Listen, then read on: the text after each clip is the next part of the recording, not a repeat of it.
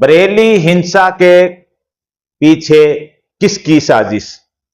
आदाब, मैं फारूक खान, संपादक इकरा पत्रिका, थार न्यूज इकरा पत्रिका के इस चैनल में आपका स्वागत है, आपका इस्तकबाल है। जैसा कि हमने इंट्रो में बताया है, बरेली के अंदर जो हिंसा हुई है उसके पीछे साजिश किसकी है, या वो हिंसा ऐसे ही हो गई। यानी इसके पीछे जो साजिश के जो पहलू हैं उन तमाम पहलू को हम बताने की कोशिश करेंगे। आप इस जो एपिसोड है इसको ज्यादा लाइक करें, शेयर करें, सब्सक्राइब करें और आखिर तक इसको देखिए ताकि ये मुद्दा है वो ज्यादा से ज्यादा लोगों तक पहुंच सके। जुमे के दिन 26 सितंबर को जुमे की नमाज के बाद सबको मालूम है, सबने देखा होगा, सोशल मीडिया पे, प्रिंट मीडिया में सब जगह देखा होगा कि जुमे के नमाज के बाद 26 सितंबर को बरेली में हिंसा हुई पुलिस और प्रदर्शनकारियों के बीच में। ये सारा घटनाक्रम सबने देखा है। अब सबसे पहले हम जो इसके अंदर पॉइंट टू पॉइंट को बताने की कोशिश करेंगे कि ये घटनाक्रम हुआ कैसे। तो बरेली के अंदर 26 सितंबर को जुमे की नमाज के बाद एक विरोध प्रदर्शन होता है। ये विरोध प्रदर्शन जो आई लव मोहम्मद सल्लल्लाहु अलैहि वसल्लम के नाम से एक जो अभियान चलाया जा रहा है उसके तहत हुआ। तो सबसे पहले तो इसके बारे में हम बताते हैं कि जो घटनाक्रम की शुरुआत कहां से हुई। 4 सितंबर को यानी 12 रबीउल अव्वल हजरत मोहम्मद सल्लल्लाहु अलैहि वसल्लम का जो पैदाइश का दिन है उसके कार्यक्रम के मामले में कानपुर के अंदर कोई पोस्टर बैनर लगाया गया था, उसको लेके कोई विवाद हुआ और उस विवाद में एक एफआईआर दर्ज हुई और वहां से एक मुद्दा शुरू हुआ कानपुर से। उसके बाद देश भर में अलग अलग जगह छोटे बड़े विरोध प्रदर्शन ज्ञापन देना सब जगह हुआ, लेकिन सब जगह शांतिपूर्वक ये रहा। लेकिन 20 दिन बाद करीब 26 सितंबर को बरेली में हिंसा कैसे भड़की, कैसे पथराव हुआ, कैसे पुलिस ने वहां लाठीचार्ज किया, ये क्या साजिश थी, ये ऐसा क्यों हुआ 20-21 दिन के बाद। तो सबसे पहले तो यह है कि जो दिन के नाम पर यानी आखिरी नबी हजरत मोहम्मद मुस्तफ़ा सल्लल्लाहु ताला अलैहि वसल्लम के नाम पर ये जो विरोध प्रदर्शन हुआ आई लव मोहम्मद के नाम से, तो ये तमाम जो लोग हैं इन लोगों को, विरोध करने वालों को भी और जितने भी लोग हैं, चाहे इस मामले के अंदर दूसरा रूप देने वाले लोग हैं, उन सब को हजरत मोहम्मद सल्लल्लाहु अलैहि वसल्लम की जो मुबारक जिंदगी है, पवित्र जीवन है, उसको बारीकी से पढ़ने की कोशिश करनी चाहिए कि वो क्या पर्सनैलिटी थे। हजरत मोहम्मद सल्लल्लाहु अलैहि वसल्लम के जो पवित्र कथन हैं, जो अनगिनत हैं, उनमें से एक कथन को हम यहां कोट कर रहे हैं। हजरत मोहम्मद सल्लल्लाहु अलैहि वसल्लम ने कहा, तुम जमीन वालों पर रहम करो, आसमान वाला तुम पर रहम करेगा। जमीन पर हर चीज आ गई, यानी तुम जमीन वालों पे रहम करो, आसमान वाला तुम पर रहम करेगा, यानी खुदा तुम सब पर रहम करेगा तुम अगर जमीन वालों पर रहम करोगे तो। अगर इस एक कथन पे भी इंसान अपना जीवन गुजारना शुरू करे तो पूरी दुनिया सुधर सकती है।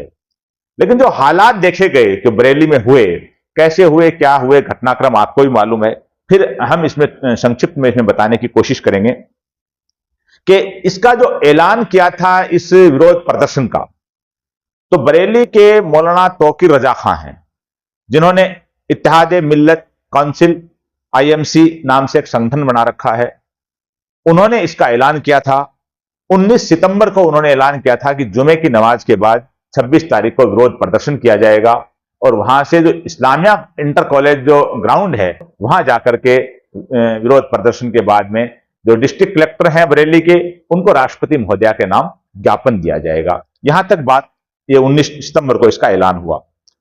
अब जो 25 सितंबर की रात आई, यानी पहली रात, जुमेरात की रात, जुमे के पहले दिन, तो रात 12 बजे इत्तेहाद मिल्लत काउंसिल आईएमसी की तरफ से एक लेटर पैड पे कोई बयान जारी किया गया और यह बयान अधिकारियों के जरिए सामने आया और इसके अंदर यह सूचना थी कि ये जो विरोध प्रदर्शन है जुमे की नमाज के बाद का, वो स्थगित कर दिया गया है। और फिर 26 सितंबर को जुमे के दिन सुबह मौलाना तौकीर रजा खां का बयान आया, वीडियो बयान, कि जो रात को जो लेटर जो जारी किया गया वो फर्जी है, वो लेटर मेरा नहीं है और विरोध प्रदर्शन है वो अपने तय कार्यक्रम के अनुसार होना तय है, वो रद्द नहीं हुआ है। मौलाना तौकीर रजा साहब कौन है? ये मौलाना तौकीर रजा खान है। ये जो बरेली के जो सुन्नी आलिम हैं, जो मशहूर सुन्नी आलिम हुए हैं, मौलाना अहमद रजा खां साहब, जिन्हें आला हजरत के नाम से पूरी दुनिया जानती है, उनके पड़पोते हैं। तो इस विरोध प्रदर्शन का ऐलान 19 सितंबर को हुआ। 25 सितंबर की रात को उनके नाम से एक लेटर जारी किया और उसमें शासन प्रशासन ने उसको कहा कि प्रोग्राम स्थगित हो गया है। और 26 को उन्होंने सुबह वीडियो डाला कि ऐसा कोई भी लेटर मेरे नाम से जारी नहीं हुआ है, ये फर्जी है और कार्यक्रम है अपने तय टाइम पर होगा। अब हुआ यह कि इस विरोध प्रदर्शन के अंदर मौलाना तौकीर रजा खां शामिल नहीं हुए। वो बता रहे हैं, उन्होंने 26 को एक और वीडियो डाला, बड़ा 6-7 मिनट का वीडियो जो आप लोगों ने देखा होगा। उस वीडियो में उन्होंने कहा कि मुझे ऐसे मौकों पे हमेशा हाउस अरेस्ट कर लिया जाता है, तो मैं मेरे किसी दोस्त के यहां मेरे घर से चला गया ताकि मैं आराम से प्रोग्राम में पहुंच जाऊं और किसी को कानो कान खबर नहीं लगे। लेकिन जब खबर लग गई तो मुझे 25 की रात को ये हाउस अरेस्ट, जहां जिस दोस्त के यहां गया हुआ था, मुझे हाउस अरेस्ट कर लिया गया और मुझे अगले दिन यानी जुमे के दिन वहां से निकलने नहीं दिया गया। और मैंने कहा कि भाई जो पुलिस के कप्तान, एसपी वगैरह, जिला कलेक्टर या एसडीएम जो भी अधिकारी हैं, उन्हें मैंने कहा, उस वीडियो में मौलाना तौकीर रजा कह रहे हैं कि मैंने कहा कि मुझे नमाज पढ़ने दीजिए, मैं जाऊंगा और पूरे हालात को संभाल करके हम सिर्फ एक ज्ञापन देंगे, लेकिन मुझे इसकी इजाजत नहीं दी गई, यानी मुझे हाउस अरेस्ट कर लिया। अब सबसे बड़ी बात यह है कि अगर कोई आदमी इतना बड़ा विरोध प्रदर्शन करता है और खुद गायब हो जाता है, तो ये बड़ा सवाल प्रश्न चिन्ह लगता है कि वो आदमी गायब क्यों हुआ। अब अगर हाउस अरेस्ट कर लिया और वो कह रहे हैं उस वीडियो में कि पुलिस के एसपी, कलेक्टर, फलां अधिकारी सब वहां मौजूद थे और मुझे घर से नहीं निकलने दिया, तो फिर ये वीडियो कैसे जारी हो गए? या आपने इतना बड़ा वीडियो बनाया, उसके अंदर सारी सफाई दी, ये कैसे जारी हो गए? ये अपने आप में एक बड़ा सवाल, बड़ा प्रश्न चिन्ह लगता है। अब वो उस वीडियो में जो मौलाना तौकीर रजा खां हैं, वो इस बात को भी कह रहे हैं कि बरेली की जो अमन पसंद अवाम है उसको बधाई कि उन्होंने शहर का माहौल खराब नहीं होने दिया, और हम गंगा जमनी तहजीब की पैरवी करते हैं। और उन्होंने जो सारी बातें जो कही आपने सुनी होगी, और उन्होंने सीधा सीधा ये कहा कि जो ये फसाद हुआ, हिंसा हुई, तो इसके अंदर जो विरोध प्रदर्शन करने वाले लड़के थे या जो आवाम थी, उनकी तरफ से कोई पथराव नहीं हुआ, बल्कि पुलिस की तरफ से वहां लाठीचार्ज और गोलीबारी जो भी हुई, आंसू गैस, तो पुलिस की तरफ से हुआ और पुलिस ने एक तरह से उकसाया। ये आरोप उस वीडियो के अंदर मौलाना तौकीर रजा खां लगा रहे हैं। और उन्होंने यूपी की हुकूमत को, यूपी के मुख्यमंत्री को भी इस वीडियो में आड़े हाथ लिया कि भाई आप सब लोगों की हुकूमत हो, सब लोगों के मुख्यमंत्री हो, तो आपको कम से कम एक तबके के लिए ऐसा सलूक नहीं करना चाहिए, और अगर मुझे उस भीड़ के बीच में भेजते तो ऐसे हालात नहीं बनते। ये सारी सफाई उन्होंने उस वीडियो के अंदर दी है, जो आप लोगों ने देखी होगी। अब यहां जो सारी बात यह है कि सरफराज बज़मी साहब एक मशहूर शायर हुए हैं, और उनका एक शेर है, उसको आप गौर से सुनिए। नाहक के लिए उठे तो शमशीर भी फितना, नाहक के लिए उठे तो शमशीर भी फितना, शमशीर ही क्या नाराए तकबीर भी फितना। नाराए तकबीर यानी धार्मिक नारा। और इस शेर को सरफराज बज़मी साहब का है, उसको बहुत से लोग अल्लामा इकबाल साहब का भी बताते हैं। तो सरफराज बज़मी साहब ने इस शेर के जरिए जो बात कही है कि जो शमशीर यानी तलवार, अगर वो नाहक के लिए यानी वो अत्याचार के ऊपर उठे और अन्याय करने के लिए उठे, तो वो एक फितना है, वो एक शमशीर यानी वो तलवार भी फितना हो जाती है। और शमशीर ही क्या, वो तलवार ही क्या, नाराए तकबीर भी फितना। अगर धार्मिक नारे हैं वो भी नाहक के लिए यानी गैर जरूरी चीजें अगर उसमें होती हैं, तो वो धार्मिक नारे भी फितना और फसाद का जरिया बन जाते हैं। ये सरफराज बज़मी साहब ने ये शेर कहा है। तो ये सारा घटनाक्रम हो गया। इस घटनाक्रम के बाद में 26 को ये घटनाक्रम हुआ, और 26 तारीख को ही यूपी के मुख्यमंत्री हैं योगी आदित्यनाथ, उन्होंने एक कार्यक्रम में जो बात कही वो भी सबने सुनी होगी। उन्होंने एक धमकी भरे लहजे में जो बात कही, जिसका एक छोटा सा हमने लिखा है इसके अंदर, कि उन्होंने कहा कि 27 तारीख को उन्होंने ये बात कही कि कल एक मौलाना भूल गया कि यूपी में शासन किसका है, वह कह रहा है कि शहर को जाम कर देंगे, जाम की धमकी दे रहा है, ऐसा सबक सिखाएंगे कि आने वाली पीढ़ियां याद रखेंगी। भारत एक लोकतांत्रिक देश है, विश्व का सबसे बड़ा लोकतांत्रिक देश है। यहां 150 करोड़ की आवाम है, 100 करोड़ के करीब वोटर हैं, और उस देश के अंदर इतने बड़े यूपी जैसे प्रांत का मुख्यमंत्री जो संवैधानिक पद पे बैठा है, वो अपने कार्यक्रम में और एक धमकी भरे लहजे में अगर बात कर रहा है, तो ये भी हमारे लोकतंत्र पे एक तरह का करारा तमाचा है मुख्यमंत्री की तरफ से। ऐसी भाषा एक मुख्यमंत्री की नहीं होनी चाहिए। जो संवैधानिक पद पे बैठा शख्स, उसके लिए सब बराबर हैं, चाहे उसके समर्थक हों या उसके विरोधी हों, लेकिन ऐसी भाषा एक तरह का एक भड़काऊ बयान, यानी मुख्यमंत्री का जो बयान है वो भी एक तरह का अपने आप में भड़काऊ बयान है। अब वो जो पुलिस जो क्या कह रही है यूपी पुलिस बरेली हिंसा के बारे में, कह रही है कि शुरू में जो ये जो भीड़ थी आई थी तो ये बात समझ भी रही थी और शांतिपूर्वक सारा माहौल था, लेकिन बाद में भड़क गई। और अब बाद में क्यों भड़की? जो शुरू में अगर नहीं भड़के थे, शुरू में अगर शांति से अगर खड़े थे या कोई नारे लगा रहे थे, विरोध प्रदर्शन कर रहे थे, तो बाद में क्यों भड़के?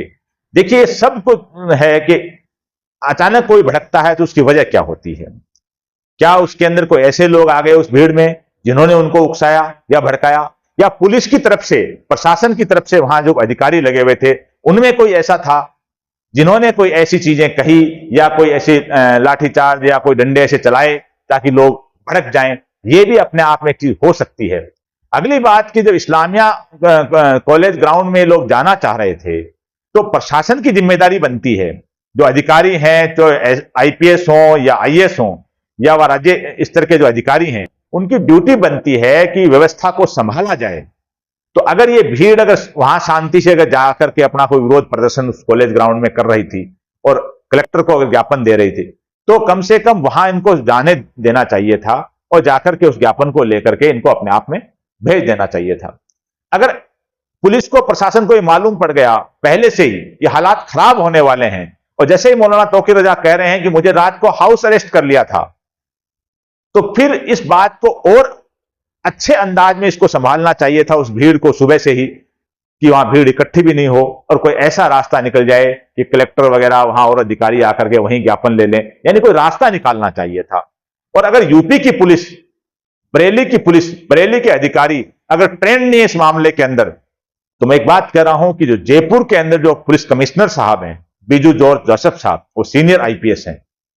जयपुर भी राजधानी है राजस्थान की, और वहां बड़े बड़े जुलूस, धरने, प्रदर्शन सब होते हैं। और कांग्रेस के राज में लगे थे, अभी भारतीय जनता पार्टी का राज है राजस्थान में, और बीजू जॉर्ज जोसेफ साहब बड़े बड़े धार्मिक आयोजन, पॉलिटिकल आयोजन, विरोध प्रदर्शन को बड़े ही अच्छे अंदाज में हैंडल करते हैं। उनके अधिकारी बड़े ही अच्छे अंदाज में हैंडल करते हैं। अभी ये जो 12 रबीउल अव्वल के मौके पर कानपुर में जो मामला हुआ, 12 रबीउल अव्वल को पूरे देश में जुलूस निकलते हैं, जयपुर में भी विशाल जुलूस निकला, खैरियत से निपट गया, आराम से लोग उसका आयोजन हुआ। उससे पहले जो मुहर्रम का 10 आशूरा का जो बड़ा जुलूस निकला, लाखों की तादाद में लोग निकलते हैं जयपुर के अंदर, खैरियत से निकल गया। और कुछ दिनों पहले गणेश जी की चतुर्थी का जो बड़ा जो विशाल जुलूस जयपुर के अंदर शोभा यात्रा के तौर पर निकलता है, खैरियत से निकल गया। यानी जयपुर में जो पुलिस कमिश्नर साहब हैं, वो हर आयोजन को और हर एंगल से उसको और पूरी कोशिश करते हैं। कहीं लगता है कि मान लो कि कोई पॉलिटिकल प्रोग्राम हो या विरोध प्रदर्शन का हो, उसमें कुछ हो सकता है, तो हर एंगल से लोगों को समझाने की, हर समुदाय को लेकर बैठने की और सारी कोशिश करते हैं। तो बरेली पुलिस को, बरेली के अधिकारियों को, यूपी पुलिस के अधिकारियों को बीजू जॉर्ज जोसेफ साहब से इस बात की ट्रेनिंग लेनी चाहिए कि वो राजधानी जयपुर में बड़े बड़े आयोजन कैसे हैंडल करते हैं। कि वो यूपी की जो पुलिस मौके पे थी, बरेली की जो पुलिस मौके पे थी, वो क्यों हैंडल नहीं कर पाई? ये क्या कोई पुलिस टीम के अंदर कोई अधिकारी, कोई जूनियर सीनियर अधिकारी ऐसा था कि उन्होंने उस भीड़ को, क्योंकि पुलिस ही कह रही है कि शुरू में लोग शांतिपूर्वक आराम से अपनी बात कह रहे थे या नारे लगा रहे थे, लेकिन अचानक भड़क गए, तो इसके पीछे क्या है? क्या कहीं कोई अधिकारी तो ऐसा नहीं है जिसने इसको, यानी पहले लाठीचार्ज कर दिया हो या कुछ और कर दिया हो, वो लोग भड़क गए हों? या इसके पीछे जो मजहबी ताकतें हैं, यानी जो मजहबी लोग हैं, जैसे मौलाना तौकीर रजा खां हैं, वो नहीं आए, तो क्या उनको पुलिस ने आने नहीं दिया या वो आए नहीं? इस बात की भी जांच होनी चाहिए कि उनको हाउस अरेस्ट किया था क्या, उनको आने नहीं दिया या वो आए नहीं, इस बात की भी होनी चाहिए पूरी की पूरी जांच पड़ताल। क्योंकि जो युवक थे या जो आम आदमी था वो किसी ऐलान पर, पैगाम पर और अपने जो जज्बात को लेकर के, अपने नबी से मोहब्बत को लेकर के वो वहां खड़ा हो गया, आकर के अपनी बात कहने लग गया, नारे लगाने लग गया। जब उसका लीडर ही कोई नहीं हो और वो भीड़ इतनी बड़ी इकट्ठी हो जाए, तो ये अपने आप में जो बरेली की जो मजहबी शख्सियत हैं, चाहे मौलाना तौकीर रजा खां हो, चाहे और कोई हो, बरेली के जितने भी मजहबी शख्सियत हैं, उनका सबका फेलियर है कि इतनी बड़ी आवाम को, इतने बड़े युवाओं की भीड़ को आपने दावत तो दे दी, आपने इकट्ठा तो कर दिया, लेकिन उनको संभाल नहीं पाए, उनको समझा नहीं पाए। यह आपकी बहुत बड़ी गलती है। तो इस एंगल से भी हर चीज को देखनी चाहिए। अब इसके अलावा जो सबसे बड़ी बात यह है कि AIMIM की जो पार्टी के जो प्रवक्ता हैं, आसिम वकार ने भी एक चैनल के ऊपर इसको एक पॉलिटिकल साजिश भी बताया है कि इसके पीछे कहीं न कहीं कोई पॉलिटिकल साजिश भी हो सकती है, क्योंकि बिहार में चुनाव है और जो मुल्क के जो हालात, अंदरूनी हालात और बाहरी हालात, जो एक वर्ल्ड ऑर्डर भी चेंज हो रहे हैं एक तरह के पूरी तरह से, और बांग्लादेश के अंदर, नेपाल के अंदर, पाकिस्तान के अंदर जहां जो हालात बदल रहे हैं वो सबके सामने हैं। तो कहीं ना कहीं कोई ऐसी तो नहीं पॉलिटिकल साजिश भी इसके साथ में, चाहे देशी मामला हो चाहे वो इंटरनेशनल मामला हो, वो तो नहीं हो इसके पीछे, ताकि बरेली के अंदर भड़का दिया जाए और इस फसाद को बड़े पैमाने पर हो जाए। लेकिन सबसे बड़ा यहां जो बधाई की पात्र है वो बरेली का, वो हिंदू भाई, वो मुस्लिम भाई, सब इस चीज के लिए बधाई के पात्र हैं कि पुलिस और विरोध प्रदर्शनकारियों के बीच में, जैसा कह रहे हैं कि पथराव हुआ, लाठीचार्ज हुई, चप्पल जूते आपने सबने देखे होंगे, मारपीट हुए, लोग घायल भी हुए, जो विरोध करने वाले भी घायल हुए, पुलिस वाले भी घायल हुए। लेकिन बरेली की आवाम ने इस मुद्दे को हिंदू मुस्लिम नहीं होने दिया, यानी इसको हिंदू मुस्लिम फसाद नहीं होने दिया। इसके लिए जो बरेली की आवाम है, चाहे कोई भी हो, वो बधाई के पात्र हैं। लेकिन हुकूमत को, क्योंकि हुकूमत किनके हाथ में है? हुकूमत भारतीय जनता पार्टी के हाथ में है, यूपी की भी और केंद्र की भी। हर एंगल से एजेंसियों को जांच करनी चाहिए। क्या इसके अंदर कहीं स्थानीय स्तर पे कोई न कोई शासन प्रशासन का, पुलिस का कोई अधिकारी, कोई राजनेता, कोई पॉलिटिकल पार्टी, कोई मजहबी आदमी इसके अंदर, इस साजिश में तो कोई शामिल नहीं था कि 20-21 दिन पहले जो मामला हुआ था 4 सितंबर को, वो अचानक आकर के 26 सितंबर को बरेली में इतना बड़ा रूप कैसे ले लिया कि वो पूरा वीडियो जब हम देखते हैं कि उसमें सैकड़ों लोगों के जूते चप्पल पड़े हैं, लाठियां पुलिस बरसा रही है, कोई पत्थर भी सामने से आ रहे हैं। तो ये हालात हिंसक क्यों हुई, इसके हर एंगल से जांच होनी चाहिए। और फिर बात कि यूपी के मुख्यमंत्री योगी आदित्यनाथ हैं, उनको खुद आग में घी डालने का काम नहीं करना चाहिए ऐसे भड़काऊ बयान देकर के। और जब वो धमकी भरी जो बातें कहते हैं कि कल ऐसा हुआ था और हम ऐसा कर देंगे, तो ये जो चीजें हैं, क्योंकि मुख्यमंत्री संविधान की शपथ लेकर के बने हैं, वो दूसरी बार मुख्यमंत्री हैं, तो ये चीजें सबके लिए होनी चाहिए। क्या मुख्यमंत्री महोदय योगी आदित्यनाथ, जो पिछले दिनों जो कांवड़ यात्रा निकली और उसमें कुछ जगह गाड़ियों से तोड़ फोड़ ये चीजें जो हुई और वीडियो सब लोगों ने देखे, क्या मुख्यमंत्री महोदय ये बात तब कहने की उनकी हिम्मत थी, या वो फिर कहेंगे कि कोई भी धार्मिक आदमी अगर हुड़दंग मचाता है तो हम ऐसा सबक सिखाएंगे, चाहे वो किसी भी धर्म का हो, उसकी पीढ़ियां याद करेंगी। लेकिन जब मुख्यमंत्री खुद संवैधानिक पद पे बैठा हुआ व्यक्ति है, अगर मामला भड़काने की कोशिश करे या ऐसा बयान दे कि लोग नाराज हों और टूल पकड़े, तो फिर कौन धनी धोरी हो। और इस मामले में जो हम एपिसोड बना रहे हैं, तब तक खबर यह है कि मौलाना तौकीर रजा खां को गिरफ्तार कर लिया गया है। लेकिन फिर सरफराज बजमी साहब का वो मशहूर शेर, ना हक के लिए उठे तो शमशीर भी फितना, शमशीर ही क्या नाराए तकबीर भी फितना। यानी धार्मिक जो नारे लगते हैं, धार्मिक प्रोग्राम होते हैं, वो अवाम की भलाई के लिए होने चाहिए। सबको ये करने का अधिकार है, हर धर्म को, हर धर्म के मानने वालों को, और शासन प्रशासन को, सरकार को उन प्रोग्रामों में एक तरह का सहयोग करना चाहिए, उनकी सुरक्षा करनी चाहिए, उनकी व्यवस्था करनी चाहिए, न कि कोई बैरियर बनना चाहिए, हालात खराब करने चाहिए। और अगर प्रोग्राम करने वाले अपने प्रोग्राम खराब कर लें धर्म के नाम पर, तो फिर वो धार्मिक प्रोग्राम नहीं होते। और अगर शासन प्रशासन के लोग हैं, वो अपने ही इलाके में हालात को संभाल नहीं पा रहे हैं, तो अधिकारियों को भी टर्निंग लेनी चाहिए, उन अधिकारियों की भी जांच होनी चाहिए कि ऐसा बरेली के अंदर क्यों हुआ। या कोई पॉलिटिकल साजिश है, अधिकारियों की साजिश है, या कोई और बड़ा गेम, इंटरनेशनल गेम भी है, या जो मजहबी लोग हैं वो ही अंदर खाने कहीं ना कहीं इस मामले में गड़बड़ हैं, संभाल नहीं पाए।